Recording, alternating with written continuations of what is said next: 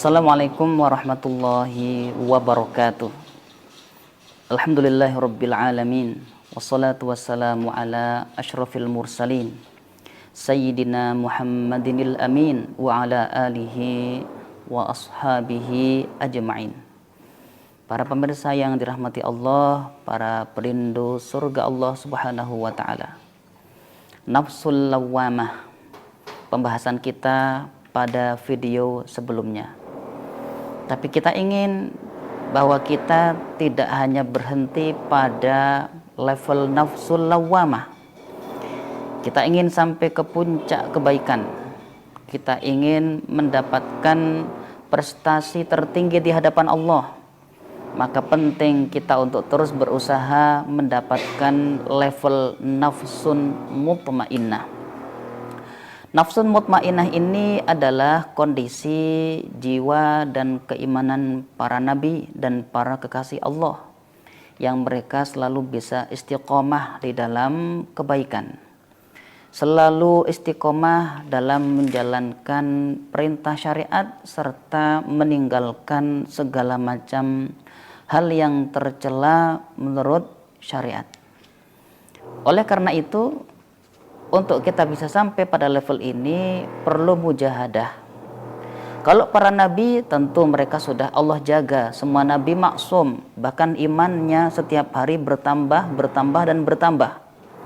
Tapi kita ketika ingin mendapatkan level nafsun mutmainnah menjadi para kekasih Allah, yang perlu kita lakukan adalah terus berusaha istiqomah, selalu berada di jalur ketaatan.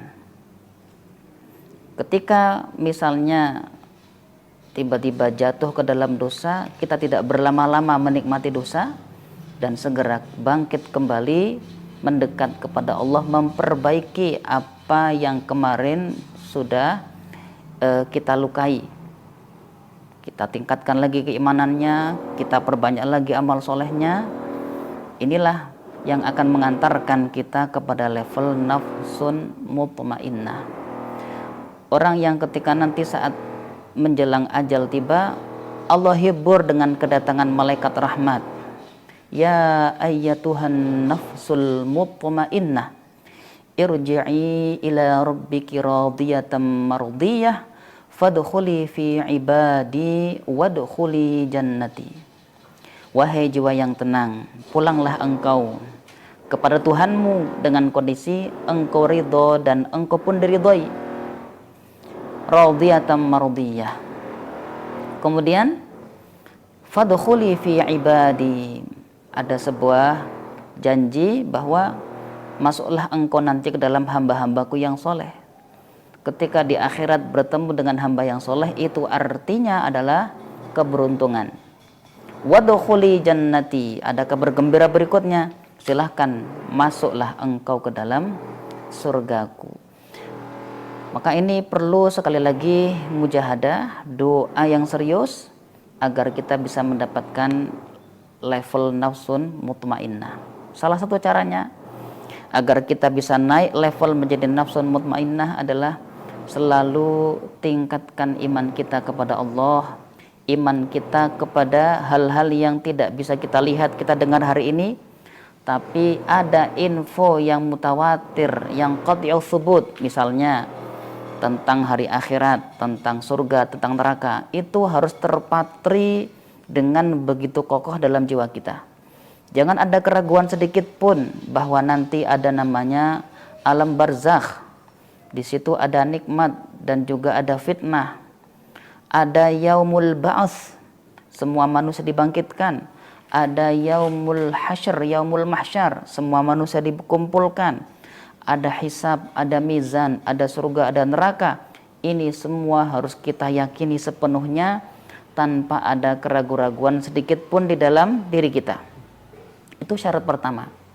Sehingga ketika kita yakin adanya hari akhir, kita di dunia ini akan merasa ringan menjalani kehidupan. Persoalan hidup yang kita jalani pun tidak akan terlalu berakibat melelahkan. Kenapa? Karena kita meyakini setelah ini ada perjalanan yang lebih panjang. Apa manfaatnya kalau kita merasa lelah, gelisah, sedangkan setelah ini nanti ada perjalanan panjang yang akan menentukan apakah kita menjadi orang yang beruntung ataukah malah dimasukkan ke dalam orang-orang yang buntung, orang yang celaka.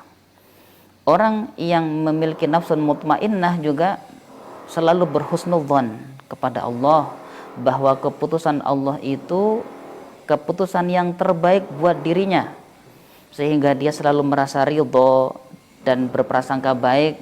Tidak pernah dia menyalahkan Allah ketika misalnya mengalami takdir yang menurut dia tidak mengenakan. Kemudian orang yang ingin mendapatkan nafsul mutmainnah harus berjuang keras untuk membersihkan jiwanya, untuk melapangkan hatinya dari penyakit-penyakit hati yang menggerogotinya. Di antaranya apa? Dendam, dengki, riya, ujub, takabur. Ini penyakit-penyakit hati yang tentu juga tidak mudah ya untuk bisa membersihkan itu dari hati-hati kita. Tapi dengan terus berusaha, dengan terus meminta pertolongan Allah, Allah akan mudahkan kita memerangi itu semua. Hindarkan diri kita dari riya. Ini riya yang oleh Nabi sangat diwanti-wanti. Aku tidak mengkhawatirkan umatku akan terjangkiti syirkul akbar setelah mereka mengenal la ilaha illallah. Tapi yang aku khawatirkan adalah umatku akan terjangkiti asyirkul asghar, syirik kecil, kata baginda Nabi. Apa itu syirik kecil? Tidak lain dan tidak bukan adalah riya.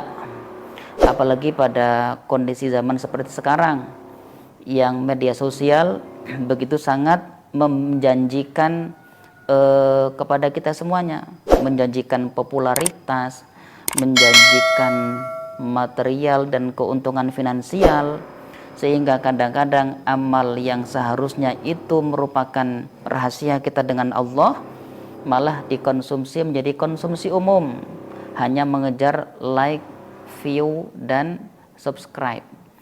Boleh misalnya kita mendapatkan like, viewers, subscriber yang banyak, tapi jangan sampai itu mengganggu keikhlasan kita.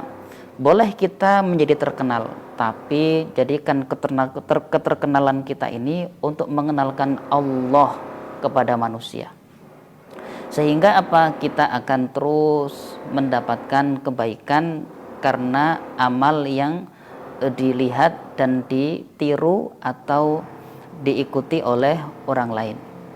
Nah, tapi bukan juga karena takut riya malah tidak jadi beramal. Tarkul amal khaufan minar riya fadzalika haqiqatur riya.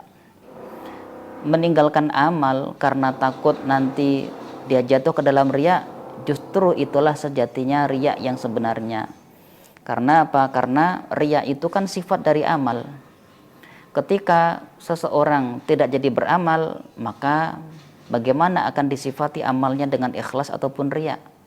Nah, ini penyakit yang paling banyak dan paling sering menggerogoti hati orang-orang zaman now.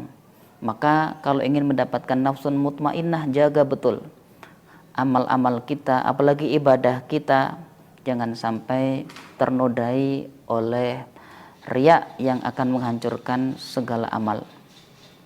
Kemudian orang yang memiliki nafsun mutmainnah juga hatinya selalu sambung dengan Allah, sehingga lisannya pun tidak pernah lelah untuk berzikir menyebut nama Allah, baik dengan tasbih, tahlil, tahmid, takbir, ataupun dengan membaca sholawat, yang pada akhirnya dalam kondisi apapun, dimanapun, kapanpun, dia akan terus mausulun qalbuhu, hatinya itu bersambung dengan Allah Subhanahu wa ta'ala. Ketika kita bisa menjadikan hati ini sambung kepada Allah, lisan kita tidak lelah berzikir, kita akan merasakan hidup itu rasanya lebih nyaman, lebih berkah, jauh dari kegelisahan. Walaupun masalah mah tetap saja akan datang, tapi kita lebih siap untuk menghadapinya karena kita tahu ada tempat kita mengadu, ada Allah yang tidak pernah membiarkan kita sendirian. Maka orang yang memiliki nafsun mutmainnah, di dunia dia merasa tenang, di hadapan masalah dia tidak gelisah, kelak ketika dipanggil malaikat maut dia pun tidak ketakutan karena ada malaikat rahmat yang mengiringi perjalanannya. Ketika di dalam alam barzakh dia juga tidak terkena fitnah kubur. Ketika dibangkitkan di yaumul mahsyar dia pun tetap akan merasakan ketenangan, tidak panik, tidak gelisah. Apalagi ketika nanti dia mendapatkan surga, ketenangan itu akan bertambah menjadi sebuah kebahagiaan yang sempurna. Semoga Allah mudahkan kita semuanya menggapai nafsun mutmainnah, dan Allah izinkan kita kelak dikumpulkan bersama para kekasih, para nabi dan para rasul, masuk ke dalam surga dengan ridhonya Allah Subhanahu wa taala. Assalamualaikum warahmatullahi wabarakatuh.